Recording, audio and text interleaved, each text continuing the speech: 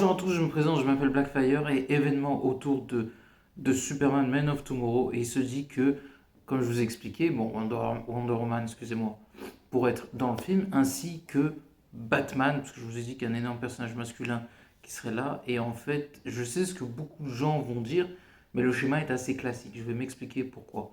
Et j'ai même une info encore plus folle que vous l'imaginez, qui va plaire ou pas aux gens.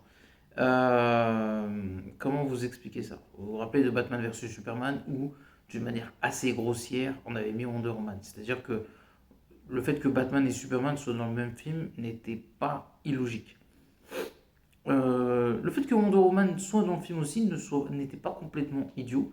Parce qu'elle apparaît bon, un peu comme un cheveu sur la soupe, ça c'était un peu mal fait. Mais l'idée que Wonder Woman soit dans Batman versus Superman n'était pas complètement idiot. Le seul problème, c'est que quand tu fais ça, tu mets Doomsday. Et le problème, c'est que si tu fais ça, il faut que Doomsday soit incroyable.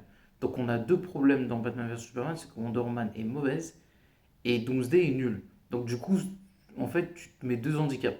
Alors que si tu mets pas Wonder Woman, ou alors tu la mets après, c'est-à-dire que tu fais un film vraiment centré sur eux et qu'après tu pourrais faire venir Wonder Woman, Flash, Aquaman peut-être à la fin, qui se réunissent d'une certaine manière pour teaser justement l'arrivée d'une énorme menace qui pourrait être Darkseid. Je ne sais pas comment tu aurais pu faire ça, j'ai pas d'idée là comme ça tout de suite, surtout comment le film est fait, mais ça aurait pu se faire. On aurait pu avoir des caméos dans le film. Euh, qui c'est qui aurait pu réunir tous ces personnages-là? C'est une bonne question. On aurait pu voir Wonder Woman arriver. Je pense que, en fait, au lieu de faire des caméos pétés, ils auraient pu dû prendre plus de temps pour mieux amener les personnages dans le film. Et ça aurait pu marcher si le traitement de Superman n'était pas sacrifié et que Superman et Batman étaient assez équilibrés.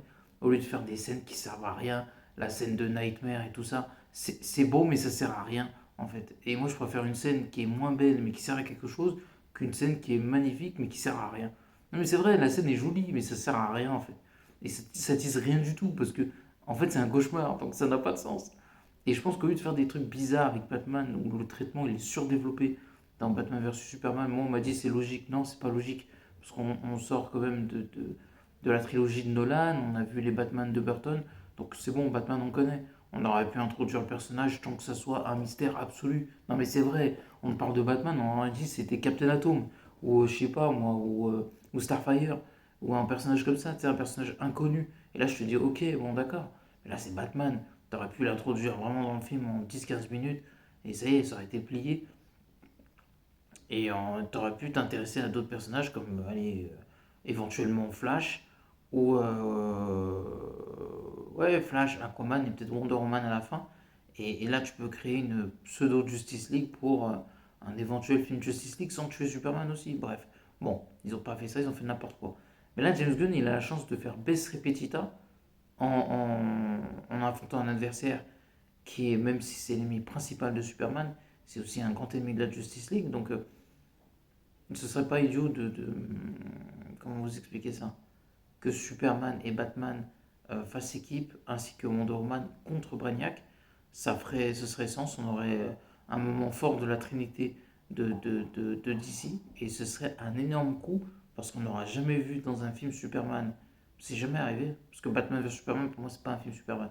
Mais ce que je veux dire par là, on aurait un vrai film Superman avec Wonder Woman et Batman.